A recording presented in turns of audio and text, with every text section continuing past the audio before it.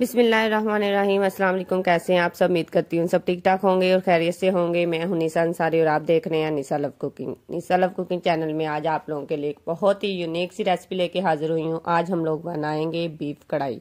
तो चलिए इसको बनाना स्टार्ट करते हैं। इसको बनाने के लिए सबसे पहले हमें चाहिए एक अदद प्रेशर, जिसमें हम लोग बीफ को ऐड करेंगे। मेरे पास जो बीफ है ये 4 किलो है। इसमें मैं कम से कम 1.5 किलो प्याज ऐड करूंगी और लहसुन को मैं इसमें पेस्ट नहीं ऐड करूंगी, ऐसे ही साबुत डाल दूंगी। और अदरक का मैं पेस्ट बना के मैंने क्यूब्स रखे हुए थे वो मैंने शामिल किए हैं। साथ में इसमें स्पाइसेस ऐड करेंगे। इसमें शामिल है नमक, बीज वाली मिर्च, सुरख मिर्च और खुशक धनिया और हल्दी और साबुत गरम मसाले सारे मैंने इसमें शामिल है दालचीनी, लौंग और बड़ी इलायची।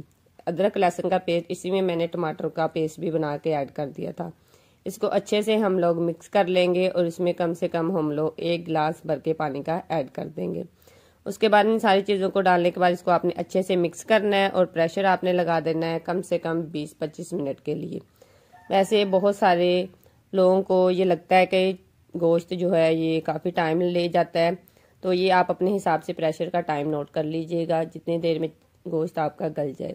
तो देखिए हमारा जो गोश्त है वो 80% तक तो गल चुका है। अब इसका जो पानी है उसको हम अच्छे से ड्राई कर लेंगे। उसके बाद हम लोग इसकी करेंगे बुनाई।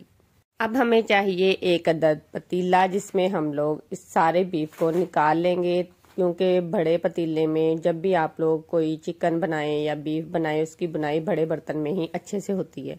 अब सारे हम लोग बीफ को इसमें ऐड कर लेंगे और इसका पानी अच्छे से ड्राई होने देंगे।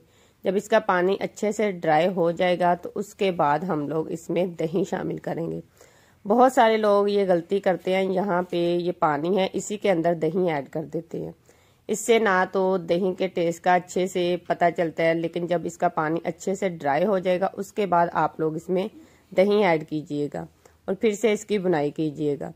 तो देखिए हमारा जो गोश्त है वो काफ़ी अच्छे तरीके से गल चुका है। अब हम लोग इसका पानी अच्छे से ड्राई करेंगे। मज़ीद इसको 10-15 मिनट लग जाएंगे। उसके बाद हम लोग इसमें लास्ट में दही शामिल करेंगे। जब भी आप लोग इसकी बुनाई करें तो बहुत ज़्यादा आप लोग इसको ना हिलाया करें, इससे ये जो बीफ है इसके पीसेस हैं जो टूट भी सकते हैं, क्योंकि बहुत घुला सा हमें बीफ नहीं चाहिए। इसकी लुक वैसे ही बहुत ज़बरदस्त आएगी। साथ में इसमें मैंने 2-4 अदद हरी मिर्च साबित ऐड कर दी थी। इसमें मैंने कढ़ाई गोश्त मसाला ऐड किया था। वैसे ये ऑप्शनल है, अगर आप लोगों को नहीं पसंद तो आप लोग इसको स्किप भी कर सकते हैं। अगर आप इसके 1-2 चम्मच शामिल कर देंगे तो इससे इसका टेस्ट बहुत ही मज़े का निकलता है। तो देखिए हमारी बीफ कढ़ाई की लुक कितनी प्यारी और यमी सी बन चुकी है और बीफ का सारा पानी भी ड्राई हो चुका है। अब हम लोग इसमें 1 कटोरी भर के दही शामिल करेंगे और दोबारा से इसकी बुनाई स्टार्ट कर देंगे। और इसमें अच्छा खासा घी निकल चुका है और इसकी बहुत ही मज़े की खुशबू आ रही है। अब हम लोग इसमें गार्निश के लिए हरा धनिया डालेंगे और साथ में इसमें थोड़ी सी कसूरी मेथी शामिल कर देंगे, क्योंकि इससे इसकी खुशबू बहुत ही मज़े की निकलती है। और इसमें हम लोग गरम मसाला ऐड करेंगे और इसको अच्छे से मिक्स कर देंगे। जब भी यहाँ पे आके जब आप लोगों ने लास्ट में ये स्पाइसेस ऐड करने होते हैं तो आप लोग इसकी आंच बिल्कुल ही हल्की कर दें, ताकि इसका जो घी है ना वो अच्छे से निकल आए और ये नीचे ना लगे। इसके 2-4 मिनट के लिए हम लोग बुनाई करेंगे हल्की आंच पे। वैसे तो तकरीबन हमारा जो बीफ है वो बन चुका है। अब हम लोग इसको डिश आउट करेंगे। आई होप आप लोगों को मेरी वीडियो पसंद आ रही होगी। तो जिन लोगों को मेरी वीडियो पसंद आती है प्लीज़ वो मेरी वीडियो को लाइक और मेरे चैनल को सब्सक्राइब कर दिया करें।